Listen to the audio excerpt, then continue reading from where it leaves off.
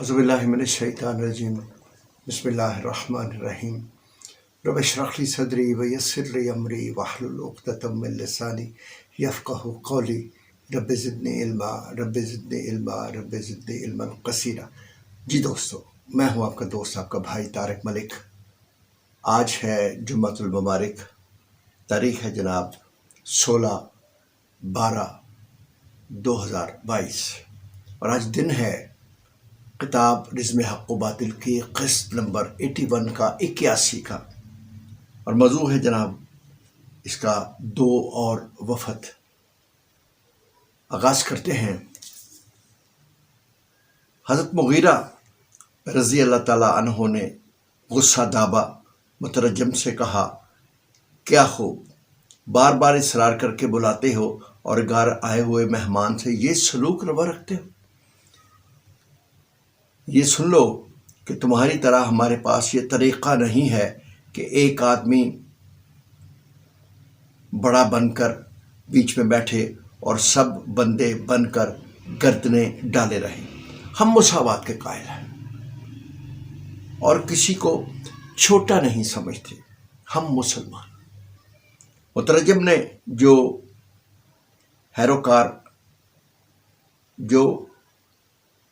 Harrow का रहने वाला था, हज़रत मुग़ीरा रज़ी अल्लाह ताला की तकरीर का तर्जुमा किया। रुस्तम का मंशा पूरा हो गया था, इसलिए वो बड़े सुकून से बोला, मुझे अफसोस है कि चौबदार ने तुम्हारे साथ बड़ी ज़्यादती की है, ये मेरा हुक्म न था।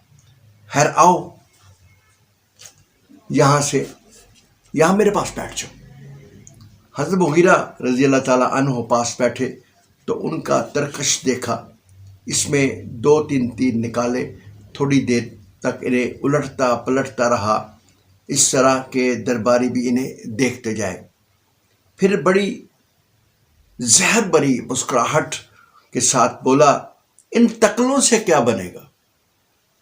जवाब मिला, आग कम हो या ज़्यादा जलाना जानती है। यह हरबा बेकार गया तो रुस्तम ने मुग़ीरा रज़ी अल्लाह ताला की तलवार की तरफ इशारा किया और कहने लगा, खूब खूब, ये तुम्हारी नियाम है, ऐसी नियाम, और ये चीथड़े क्या लपेट रखे हैं तुमने इस पर। टका सा जवाब मिला, नियाम क्या देखते हो, या हाथ देखो। तलवार काटती है मगर हाथ चाहिए। रुस्तम बोला, खैर छोड़ो इन बातों को, ये हमारा जाहो जलाल तुम्हारे सामने है, हमारी सल्तनत किस कदर माला माल है, ये बात भी तुमसे छुपी हुई नहीं। तुम्हारे भले को कहता हूँ कि हमसे टकराने का ख्याल छोड़ दो और कुछ लेकर यहाँ से निकल जाओ। तुम अपनी हद से बढ़कर जो हरकतें तुमने की हैं, हम इनका कोई ख्याल न करेंगे, बल्कि तुम्हें अच्छा खासा इनाम देकर रुखसत कर देंगे। मुग़ीरा रज़ी अल्लाह ताला बोले, तुम अपने भले की सोचो, इस्लाम ले आओ तो हम किताब अल्लाह तुम्हारे हवाले करके चले जाते हैं, जैसे हम वैसे तुम, वरना जो बात हमने तुम्हारे शहंशाह से कही थी वही तुमसे कहते हैं।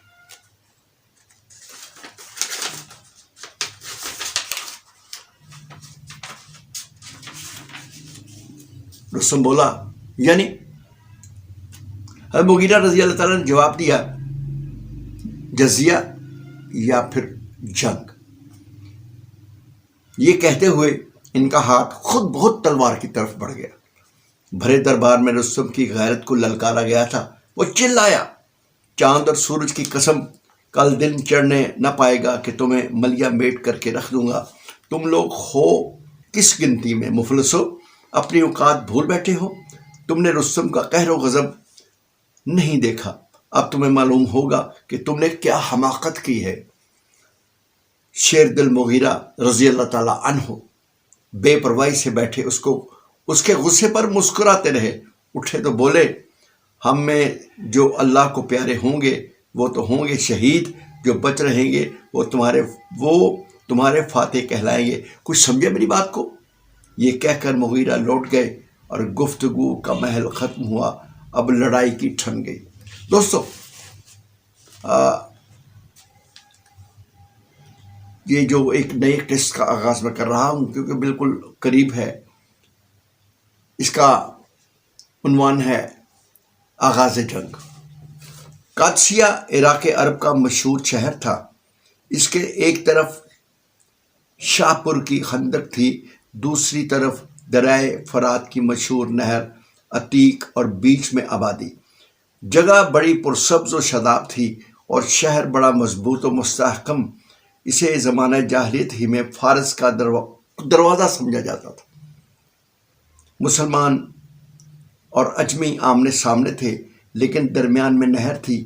حضرت مغیرہ رضی اللہ تعالیٰ عنہ گفتگو کر کے واپس گئے تو رستم نے مسلمانوں کے سپہ سالار سے کہلوایا کہ نہر کے اس طرف آ جاؤ۔ حضرت سعد رضی اللہ نے جواب دیا، تم خود کیوں نہیں آ جاتے؟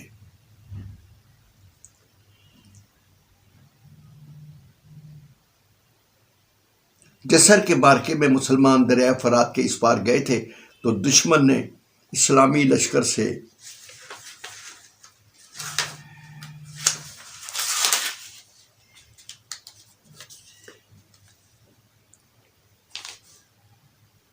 پیچ کھیلا تھا اور موقع بھی نہ دیا تھا کہ فوج میدان میں پہنچ کر سفارہ ہو جاتی۔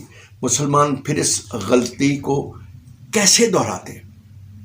جب رستم نے دیکھا کہ سعد رضی اللہ تعالیٰ عنہ اس چال میں نہیں آئیں گے تو حکم دیا کہ نہر کا ایک حصہ پاٹ دیا جائے۔ راتوں رات یہ کام ہوا اور دوسرے دن دوپہر ہوتے ہوئے اجمی فوج نہر پار کر گئی۔ رستم نے بڑی ترتیب سے اپنی فوج کو آراستہ کیا۔ آگے پیچھے تیروں قطاریں تھیں، 13 قطاریں تھیں۔ لشکر کے درمیانی حصے میں ہاتھیوں کا قلعہ بنایا گیا تھا۔ بیچ میں شاہ پوری سفید ہاتھی تھا۔ لشکر کے دائیں اور بائیں حصے کے پیچھے بھی ہاتھیوں کا پرا تھا۔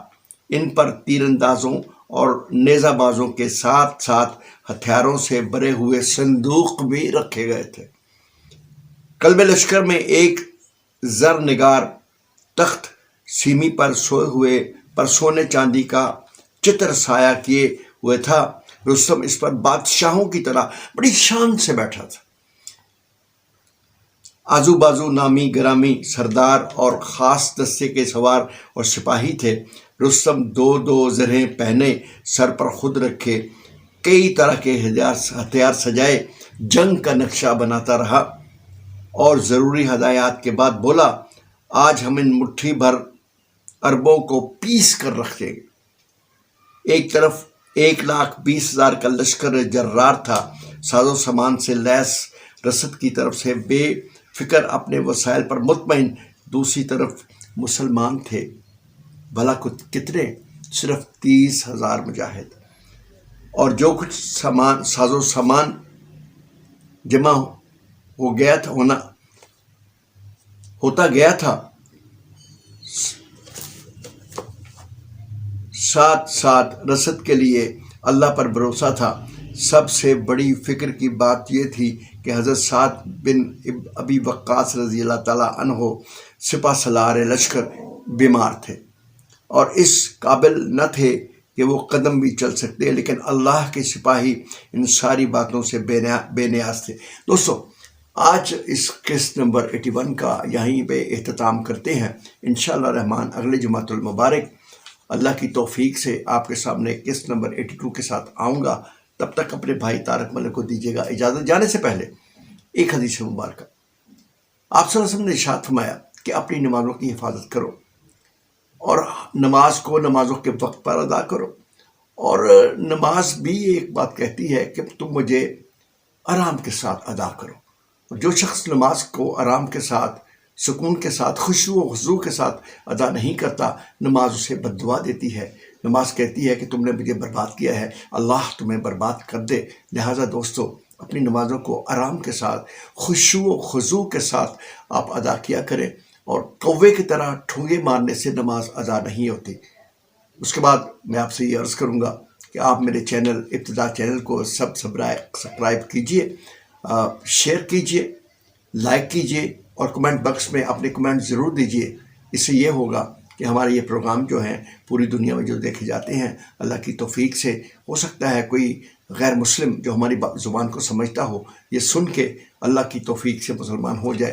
تو دیجیے اپنی بھائی طارق ملک کو اجازت. انشاءاللہ رحمان اگلا جمعۃ المبارک آپ کے سامنے قسط نمبر 82 کے ساتھ میں حاضر ہوں گا. تب تک کے لیے السلام علیکم ورحمۃ اللہ وبرکاتہ. اللہ حافظ.